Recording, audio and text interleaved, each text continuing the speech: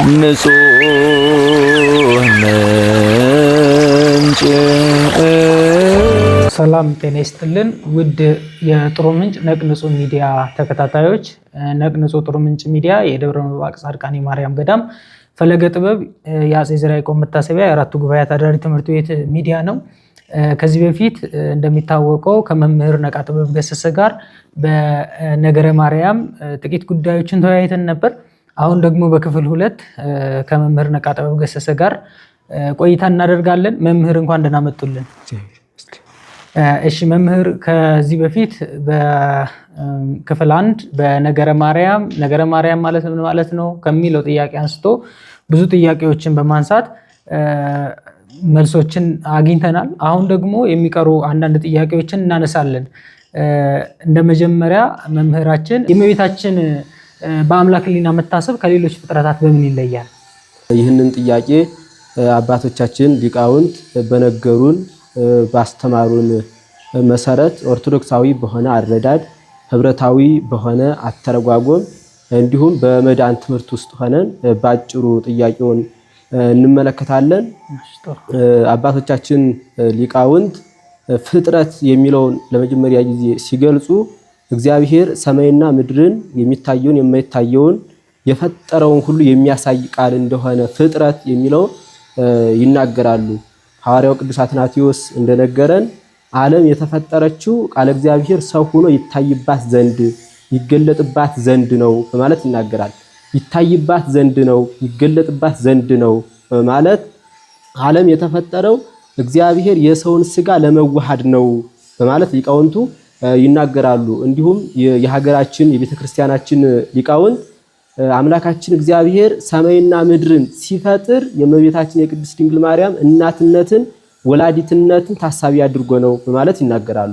ነገር ግን ዓለም ሳይፈጠር አዳምና ሔዋን ከመፈጠራቸው በፊት እንዲሁም ከመበደላቸው በፊት በአምላክ ሕሊና ታስባ ትኖር የነበረችው ቅድስት እናት ቅድስት ማደሪያ እመቤታችን ቅድስት ድንግል ማርያም ብቻ እንደሆነች ቅዱስ ያሬድ ይናገራል። ቅዱስ ያሬድ የሀገራችን ሊቅ ዘእንበለ ይትፈጠር ሰማይ ወምድር ወዘእንበለ ይሳረር ምድረ ገነት አለው ስቢት ቡሩክት ወቅድስት ይእቲ ማርያም እንተ ተሰምየ ሰንበተ ክርስቲያን እሞሙ ለሰማዕት ወእህቶሙ ለመላእክት። የመላእክት እህታቸው የሰማዕታት እናታቸው ጽዮን ቅድስት ተብላ የተመሰገነች ከከበሩ የከበረች ከነጹት የነጻች እመቤታችን ቅድስት ድንግል ማርያም ዘእንበለ ይትፈጠር ሰማይ ወምድር ሰማይና ምድር ሳይፈጠር ወዘእንበለ ይሳረር ምድረ ገነት የገነት መሰረት ሳይዘጋጅ በሕሊና አምላክ ታስባ ትኖር ነበረ በማለት ይናገራል። የቤተ ክርስቲያናችን ሊቅ አባ ጊዮርጊስ ዘጋስጫም እንደዚሁ ኩሎሙ ሰራዊተ መላእክት ይሸብሁኪ ዘእምቅድመ ዓለም ሀልወትኪ ለማኅደረ ወልዱ እግዚአብሔር ሀረየኪ እግዚአብሔር አብ ለአንድያ ልጁ ማደሪያን ትሆኚ ዘንድ መርጦሻልና በማለት በሰዓታቱ ያመሰግናታል ማለት ነው። የቤተ ክርስቲያናችን ሊቅ የተአምረ ማርያም መቅድም ጸሐፊም እግዝእትነ ማርያም ነበረት እምቅድመ ዓለም በሕሊና አምላክ እመቤታችን ቅድስት ድንግል ማርያም ከዓለም አስቀድሞ በሕሊና አምላክ ታስባ ትኖር ነበረ ማለት ይናገራል። ቅዱስ ጴጥሮስም ወሶበዛቲ ቅድስት ይእቲ እሚፈጠርክምዎሙ ለአዳም ወለሔዋን ይቺ ቅድስት እናት ባትኖር ኖሮ አዳምና ሔዋንን ባልፈጠርካቸውም ነበረ በማለት በሰፊው ሊቃውንቱ ይተባበሩበታል ማለት ነው። ነገር ግን መምህራችን ወደ አነሱት ጥያቄ ስንመለስ የእመቤታችን የቅድስት ድንግል ማርያም መታሰብ ከሌላው መታሰብ በምን ይለያል ያለውን ሐሳብ ባጭሩ ለመግለጽ 2 አይነት መታሰብ አለ። አንደኛ ባህሪያዊ መታሰብ አለ። ባህሪያዊ መታሰብ ለወልደ እግዚአብሔር ወይም ለቃለ እግዚአብሔር ብቻ የሚነገር የሚሰጥ ነው። ምክንያቱም ለአብ ከወልድ ከመንፈስ ቅዱስ የተለየ ፍጹም አካል አለው። ባህሪው ግን ከወልድ ከመንፈስ ቅዱስ ጋር አንድ የምታደርገው በከውን የምትለይ አሐቲ ባህሪ ስለሆነች ማለት ነው። ባህሪያዊ ሐሳባዊ መታሰብ የምንለው ደግሞ እግዚአብሔር ፍጥረታት ከመፈጠራቸው በፊት በሕሊና አምላክ መኖራቸውን የሚገልጽ የሚያሳይ ሐሳብ ነው። ሐሳባዊ መታሰብ የምንለው ማለት ነው። እመቤታችን ቅድስት ድንግል ማርያም መታሰቧ ባህሪያዊ መታሰብ ሳይሆን ሐሳባዊ መታሰብ ነው። ምክንያቱም እመቤታችን ፍጡር የተገኘች ስለሆነች ማለት ነው። ነገር ግን ወደ ጥያቄው ስንመለስ የእመቤታችን የቅድስት ድንግል ማርያም መታሰብ ከሌላው ፍጥረት መታሰብ የሚለይበት አንደኛ የዓላማ ልዩነት ነው። የዓላማ ልዩነት ነው። ሌሎች ፍጥረታት በሕሊና አምላክ ቢታሰቡ ለራሳቸው ህልውና ነው የታሰቡት። የእመቤታችን የቅድስት ድንግል ማርያም መታሰብ ግን የአምላክ እናት ትሆን ዘንድ ነው። የሌሎ ፍጥረታት ለራሱ ህልውና መታሰብ ለራሳቸው ህልውና መታሰባቸው ዘርዘር አድርገን ስንመለከት አንደኛ ሰማይ ብትታሰብ ብርሃናት በሷ ላይ ይመላለሱባት ዘንድ ነው የታሰበች።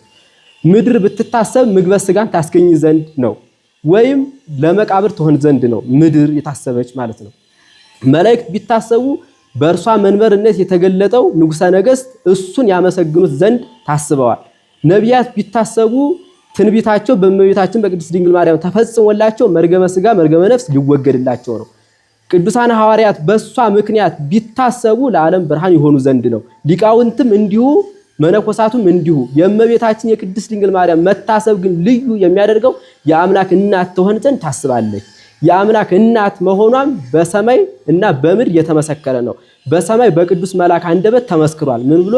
ወዘኒ ይትወለድ እምኔኪ ቅዱስ ውእቱ ወይሰመይ ወልደ እግዚአብሔር ልዑል፣ ካንቺ የሚወለደው ከሶስቱ አካላት ቅዱስ ቅዱስ ተብለው ከሚመሰገኑት ከሶስቱ አካላት አንዱ ቅዱስ አካል እግዚአብሔር ወልድን ትወልጃለሽ ብሎ መስክሮላታል።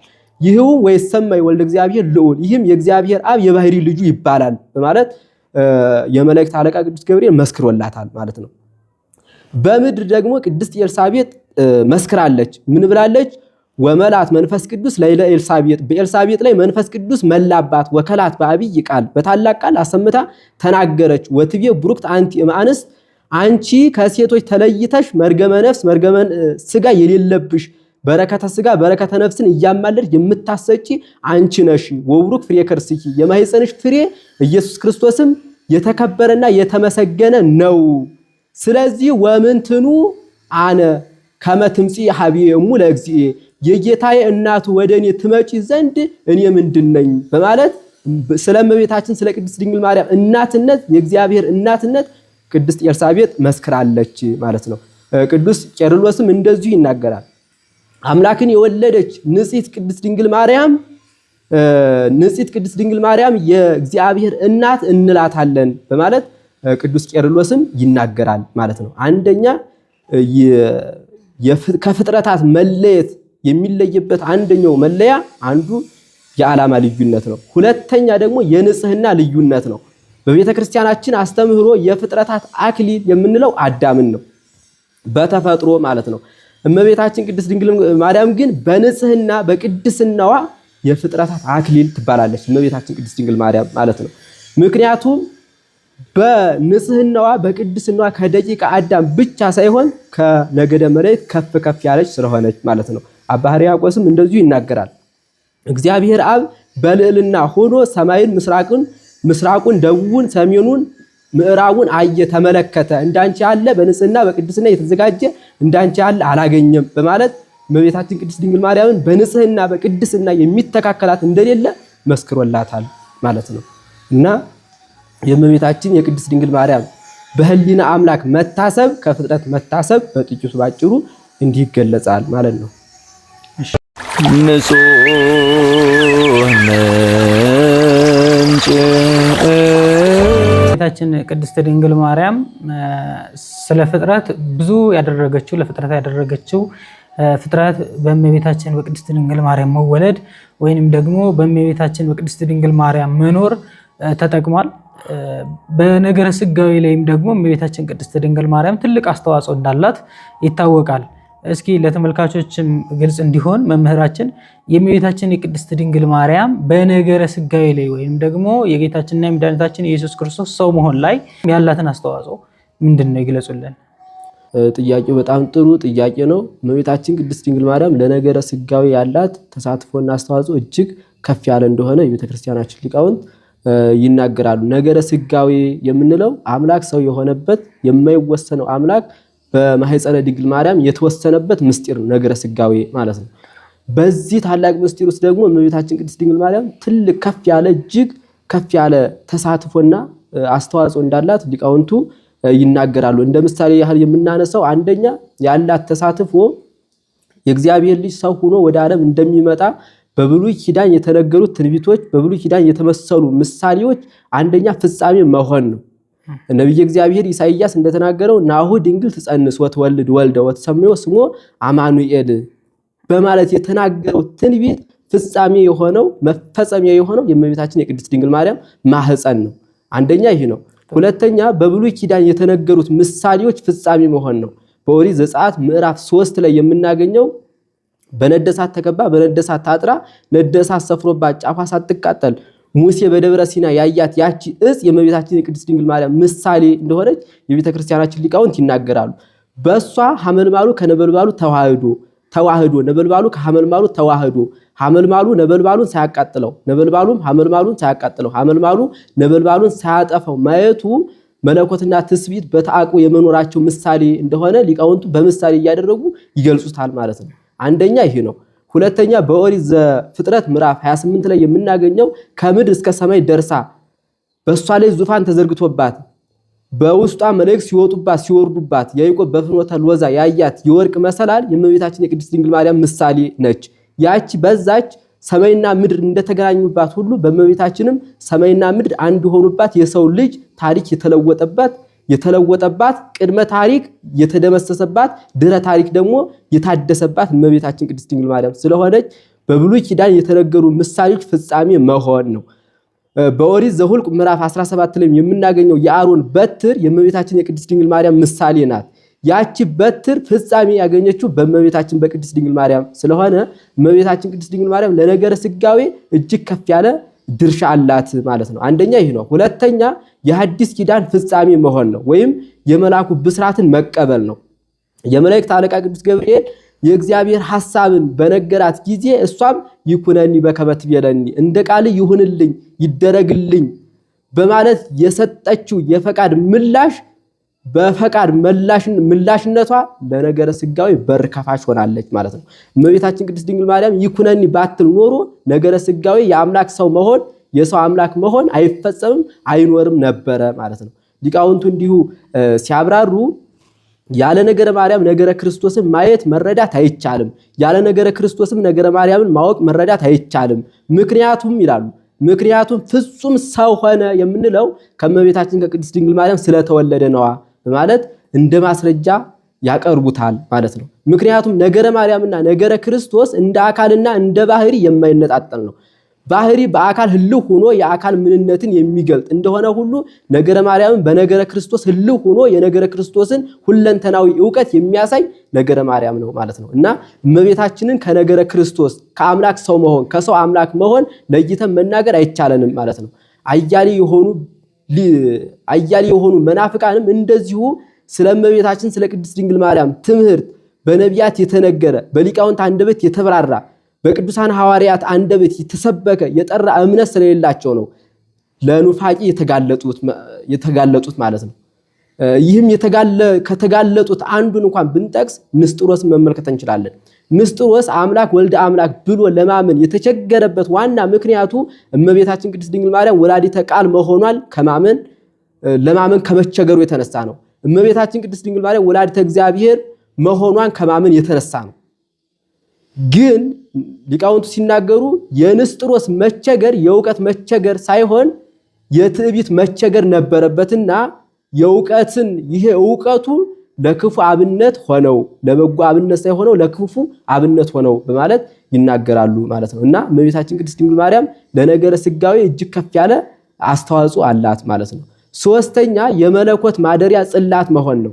የእግዚአብሔር መለኮታዊ ቃል ወይም እግዚአብሔር ወልድ እግዚአብሔር ቃል ሰው ለመሆን ንጹህ ስጋ ንጹህ ነፍስን ይፈልግ ነበረ። ምክንያቱም በአዳም ኃጢአት ምክንያት የጎሰቆለውን ባህሪ እንደገና ለማደስ አስፈልጎት ነበረ። ያን ጊዜ እመቤታችን ቅድስት ድንግል ማርያም በውሳጣዊም በአፍአዊም ንጽሕት ቅድስት ሆና በመገኘቷ ከስጋዋ ስጋ ከነፍሷ ነፍስ ነስቶ ሰው ሆኗል ማለት ነው። ስለዚህ ስለ ክርስቶስ ሰው መሆን ስንናገር ስለ እመቤታችን ስለ ቅድስት ድንግል ማርያም መናገራችን ስለሆነ እመቤታችን ቅድስት ድንግል ማርያም ለነገረ ስጋዌ እጅግ ከፍ ያለ ተሳትፎና አስተዋጽኦ አላት ማለት ነው። ንጹሕ ምንጭ በጣም ጥሩ መምህራችን። እሺ በጣም ጥሩ መልስ ነው የሰጡን። እዚሁ በተያያዘ መምህራችን እመቤታችን ቅድስት ድንግል ማርያም በነገረ ድህነትስ አሁን ጌታችንና መድኃኒታችን ኢየሱስ ክርስቶስ ሰው ከሆነ በኋላ ደግሞ እኛን ያዳነው ሰው ሆኖ ነው። ጌታችንና መድኃኒታችን ኢየሱስ ክርስቶስ ሰው በመሆኑ ነው ሰው ሊድን የቻለው። የመዳኑ መንገድም ይሄ ነው እና ነገረ ድህነት ላይ እመቤታችን ያላት አስተዋጽኦ ወይም ደግሞ እመቤታችን በነገረ ድህነት እንዴት ትታያለች? በነገረ ድህነት ውስጥ እመቤታችን ቅድስት ድንግል ማርያም ደግሞ ለነገረ ድህነት ያላት ተሳትፎ በቤተ ክርስቲያናችን አስተምሮ ሊቃውንት እንደነገሩን ይገለጣል። መምህር ያነሱት ጥሩ ጥያቄ ነው። ነገረ ድህነት የምንለው የሰው ልጅ ከኃጢአት ባርነት ከሲኦል ባርነት ነፃ ማውጣት ነው ነገረ ድህነት የምንለው ማለት ነው። በዚህ ታላቅ ምስጢር ውስጥ ደግሞ እመቤታችን ቅድስት ድንግል ማርያም ትልቅ እጅግ ከፍ ያለ ሱታፊ ወይም ተሳትፎ አላት ማለት ነው። አንደኛ የድህነት በር መሆኗ ነው። ይህንንም ነብዩ ሕዝቅኤል ስለሷ መስክሯል። ይቺ በር ተዘግታ ትኖራለች፣ የሰው ልጅ አይገባባትም፣ የእስራኤል አምላክ ገብቶባታልና እስከ ዘላለሙ ድረስ ተዘግታ ትኖራለች በማለት ተናግሯል። የተናገረው ስለ እመቤታችን ስለ ቅድስት ድንግል ማርያም እንደሆነ ሊቃውንቱ ይናገራሉ።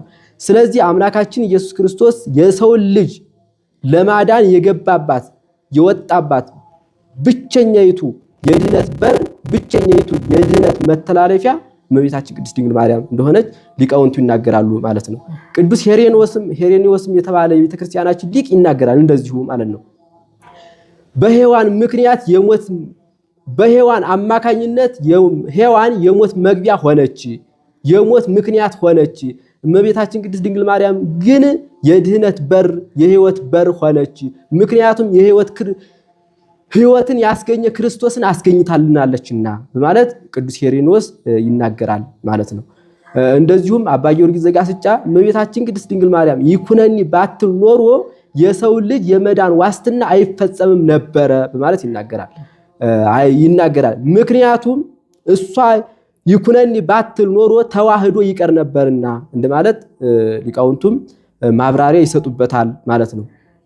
ወደ ነገረ ድህነትም ስንሄድ ጌታችን መድኃኒታችን ኢየሱስ ክርስቶስ ድህነታችንን በመስቀል ላይ ፈጸመልን የምንለው የዕለት ጽንስ ሆኖ በማህፀን የጀመረውን ነው። ስጋውን ቆረሰልን፣ ደሙን አፈሰሰልን፣ ነፍሱን ከስጋው ለይቶ ሰጠልን ብንል ከሷ የነሳውን ነው። ከእርሷ ነስቶ በመስቀል ላይ የፈተተውን ስጋውና ደሙን ለኛ ደግሞ የህይወት ማዕድ አድርጎ ሰጥቶናል። ያ የዳንበት ስጋና ደም የተገኘ ከሷ አካል ወይም ከሷ ባህሪ ስለሆነ እመቤታችን ቅድስት ድንግል ማርያም ለነገረ ድህነት እጅግ ከፍ ያለ አስተዋጽኦ ወይም ተሳትፎ አላት ማለት ነው። እንዲሁም ሊቃውንቱ በመጽሐፍ ቅዱስ ምስክርነት እንደዚሁ ሲናገሩ ክርስቶስን ሲሳደቡ እሷንም እየተሳደቡ ነው። ክርስቶስን ሩቅ ብእሲ ወይም ወልደ ዮሴፍ እያሉ ሲሰድቡት እሷንም ወላዲተ ፍጡር እያሏት ነው። ክርስቶስ ሲሰደድ አብረው ተሰዳለች። ክርስቶስ ሲራብ አብረው ተርባለች። ክርስቶስ ሲጠማ አብረው ተጠምታለች። ያ መራቧ መጠማቷ በነገረ ድህነት ላይ ያላት ተሳትፎንና አስተዋጽኦን ያሳያል ማለት ነው። ምክንያቱም የእመቤታችን የቅድስት ድንግል ማርያም መሰደድ ከልጇ ጋር ለድህነት ዓለም ስለሆነ ማለት ነው። ከልጇ ጋር የሷ መራብ ከልጇ ጋር የሷ መጠማት ለድህነት ዓለም ስለሆነ ማለት ነው። እና እመቤታችን ቅድስት ድንግል ማርያም ባጭሩ ለነገረ ድህነት እጅግ ከፍ ያለ ተሳትፎና አስተዋጽኦ እንዳላት ይናገራሉ። የቤተ ክርስቲያናችን ሊቅ እንዲህ ይላል፣ ከእግዚአብሔር በቀር ከሷ በላይ አዳኝ የለም፣ እሷ የሕይወት ክርስቶስ መገኛ ሆናለችና በማለት ይናገራል። ከሷ በቀር ይላል። እንዲሁም ቅዱስ ኤፍሬም ከቅዱሳን ክብር ሁሉ ይልቅ የእመቤታችን ክብር ይበልጣል ማለቱ በነገረ ድህነት ላይ ያላትን ተሳትፎና አስተዋጽኦ ያሳያል ማለት ነው። እና እመቤታችን ቅድስት ድንግል ማርያም ለነገረ ድህነት እጅግ ከፍ ያለ አስተዋጽኦ እንዳላት የቤተ ክርስቲያናችን ሊቃውንት በአጭሩ ይገልጹታል ማለት ነው። እሺ መምህራችን እንግዲህ ጥሩ ብዙ ጥያቄዎችን አንስተን በጥያቄዎች ላይ መልስ ሰጥተውናል። ቃሎት ያሰማልን መምህራችን። እንግዲህ በነገረ ማርያም ላይ ጥቂት ነገሮችን እንዲህ ባለ መልኩ ተነጋግረናል። እናንተም ደግሞ ውድ ተመልካቾቻችን ያላችሁን በነገረ ማርያም ላይ የሚሆን በሌሎችም ጉዳዮች ላይ ያላችሁን ጥያቄዎች በኮመንት ላይ ማሳወቅ ትችላላችሁ። ያንን ይዘን ደግሞ እኛ በሌላ መርሃ ግብር ከመምህራችን ጋርም ጉባኤ ቤት ካሉ ከተለያዩ ምስጢርን ካደላደሉ ደቀ መዛሙርት አብረን ሆነን መልስን የምንመልስ ይሆናል። እናንተም ደግሞ የጉባኤያችን ሚዲያ ጥሩ ምንጭ ሚዲያን ሰብስክራይብ እንድታደርጉ እንዲሁም ለሰዎች እንዲዳረስ ሼር እንድታደርጉ መልእክታችንን እናስተላልፋለን። በሌላ መርሃ ግብር እስክንገናኝ ድረስ ቸር ቆዩን። ንጹሕ ምንጭ